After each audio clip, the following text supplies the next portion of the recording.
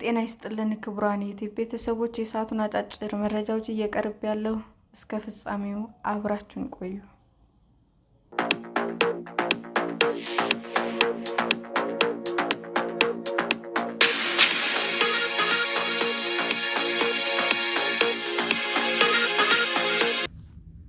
ትውልደ ኢትዮጵያውያንና የውጭ ዜጎች በባንክ ላይ የባለቤትነት ድርሻና አክሲዮን ዝውውርን መቆጣጠር የሚያስችል ረቂቅ መመሪያ ተዘጋጀ። የኢትዮጵያ ብሔራዊ ባንክ የውጭ ዜጎችና የውጭ ዜግነት ያላቸው ኢትዮጵያውያን በባንኮች ውስጥ ሊኖራቸው የሚችለውን የባለቤትነት ድርሻና ገደብ፣ እንዲሁም የተጽዕኖ ፈጣሪ ባለአክሲዮኖች የአክሲዮን ዝውውሮች በተመለከቱ ድንጋጌዎችን ያካተተ ረቂቅ ተዘጋጅቶ ውይይት ሊካሄድበት ስለመሆኑ ተጠቆመ። የኢትዮጵያ ብሔራዊ ባንክ የባንክ ሥራ ፈቃድና ቁጥጥርን የሚመለከተው አዋጁ ተንተርሶ የወጣው ይህ ረቂቅ በአዋጁ የተቀመጡ ድንጋጌዎችን ለማስፈጸም የሚውል ነው። የአክሲዮን ዝውውሮች የመቆጣጠር ሥራ ከዓለም አቀፍ አሰራር ጋር እንዲጣጣም ለማድረግ ጭምር ታስቦ የተዘጋጀው ይህ ረቂቅ በተለይ የአክሲዮን ዝውውሮችን በተመለከተ አዲስ ድንጋጌ እየተካተተበት ነው። ይህም በአንድ ባንክ ውስጥ ከ2 በመቶ በላይ የባለቤትነት ድርሻዎች ሊያዘዋውር የሚፈልግ ባለአክሲዮኖቹ የአክሲዮኑ ዝውውር ተፈጻሚ የሚሆነው በብሔራዊ ባንክ ሲጸድቅ ብቻ ነው። በባንኮች ውስጥ ከ200 በላይ ድርሻ የያዙ አክሲዮኖቹ ዝውውር ሲደረግ የኢትዮጵያ ብሔራዊ ባንክ ይሁንታ ካላገኘ ዝውውሩ እንደማይተገበር ያመለክታል። የኢትዮጵያ ብሔራዊ ባንክ እስካሁን ባለው አሰራር የአክሲዮን ዝውውሮችን የተመለከቱ የቁጥጥር ሥራዎች የሚያካሂድበት ድንጋጌ ያልነበረው ሲሆን፣ አሁን ግን ተጽዕኖ ፈጣሪ የሚባሉ ባለአክሲዮኖች የአክሲዮን ዝውውሮች የሚፈቅድበትና የሚቆጣጠርበት ይሆናል የተባለው አዲስ ረቂቅ ባለድርሻ አካላት ጋር ከተመከረበት በኋላ ስራ ላይ የሚውል እንደሚሆንም ይጠበቃል። በአዲሱ ረቂቅ መመሪያ መሰረት የኢትዮጵያ ብሔራዊ ባንክ ከ2 በመቶ በላይ ድርሻ ያላቸው የአክሲዮን ዝውውሮች ሲደረጉ በኢትዮጵያ ብሔራዊ ባንክ በአጸደቀ ግዴታ ከመሆኑ ባሻገር በባንኮችም ከፍተኛ የአክሲዮን ድርሻ ያላቸው ባለአክሲዮኖች የአክሲዮኖቻቸውን ዝውውር ለማድረግ ሲፈልጉ የባለአክሲዮኖች ማንነት የሚገልጽ ዝርዝር መረጃ ማቅረብ ይጠበቅባቸዋል።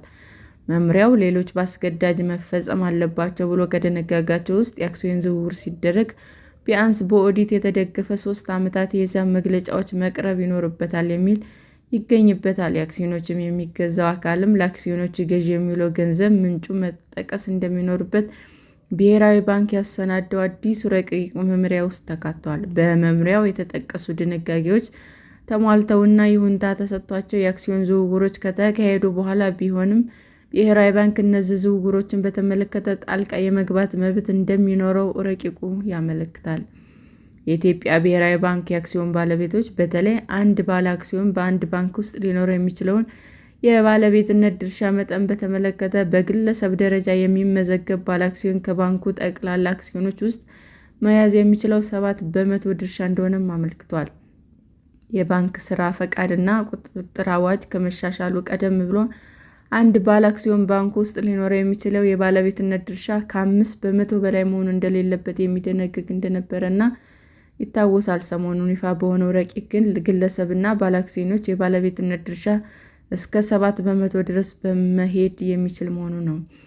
በዚህ መመሪያ ላይ እንደተገለጸው ስትራቴጂካዊ ባለሀብት በሚል የተጠቀሱ የውጭ ባንኮችም ከባንኩ ጠቅላላ አክሲዮኖች ውስጥ ከ40 በመቶ በላይ በአዲስ የሀገር ውስጥ ባንክ በቀጥታ መያዝ እንደማይችሉም ያመለክታል። የውጭ ሀገር ዜጎች የውጭ ሀገር ዜግነት ያላቸው ኢትዮጵያውያን ድርጅቶች በባንክ ውስጥ ሊይዙት የሚችሉትን አጠቃላይ የአክሲዮን ድርሻ ከውጭ ባንክ ቅርንጫፍ በስተቀር 49 በመቶ ድርሻ ድረስ ይሆናል። በተፈጥሮ ሰውና ሕጋዊ አካል በአጠቃላይ ቀጥተኛና ቀጥተኛ ያልሆነ የአክሲዮን ድርሻ ላይ ገደብ የሚያስቀምጠው ይህ ረቂቅ መመሪያ የስትራቴጂክ ባለሀብቶችን ሳይጨምር ከባንክ አጠቃላይ አክሲዮን ድርሻ 15 እና 20 በመቶ እንዲሆን ያመለክታል። እንዲሁም በአጠቃላይ ቀጥተኛና ቀጥተኛ ያልሆነ የአክሲዮን ድርሻ በተፈጥሮ ሰውና በሕጋዊ አካል በባንክ ውስጥ ያለው ከፍተኛ ገደብ ባንኩ ከተመዘገበው አጠቃላይ አክሲዮን 20 በመቶ እንደሚሆንና በዚህ መሰረት ባንኮች ስራቸውን መስራት እንደሚጠበቅባቸው ረቂቅ መመሪያው ያመለክታል።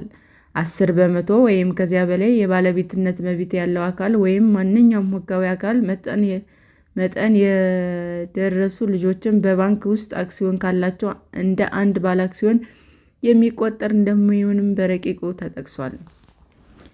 አግባብነት ባለው ሕግ መሰረት ኢትዮጵያ ተወላጅ የሆነ ሰው ወይም ሙሉ በሙሉ በእነዚህ አግባብ ባለቤትነት የተያዘና የተቋቋመ ድርጅት እንደ ሀገር ውስጥ ባለሀብት መቆጠር የሚመርጥ ሰው የተከፈለ ካፒታሉን በኢትዮጵያ ብር መክፈል እንዳለበት ይደነግጋል። ነገር ግን ከዚህ ኢንቨስትመንት የተገኘ ማንኛውም ገቢ በውጭ ምንዛሬ የማይተላለፍበት መሆኑን አዲሱ ረቂቅ መመሪያ ከመውጣቱ በፊት ባለአዋጁ ላይ መግለጹ ይታወሳል።